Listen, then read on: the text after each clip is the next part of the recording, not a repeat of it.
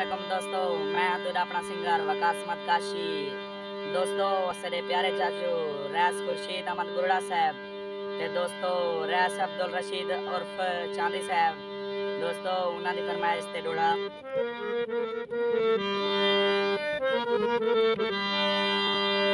तू कई शैदी परवाह ना कर में डयारे बुरड़ा कौम सदे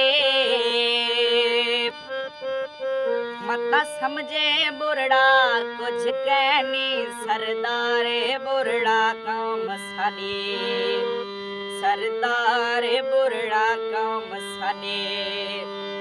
हर कई को गल नल लेंदे निगम खारे बुरड़ा कौम साडे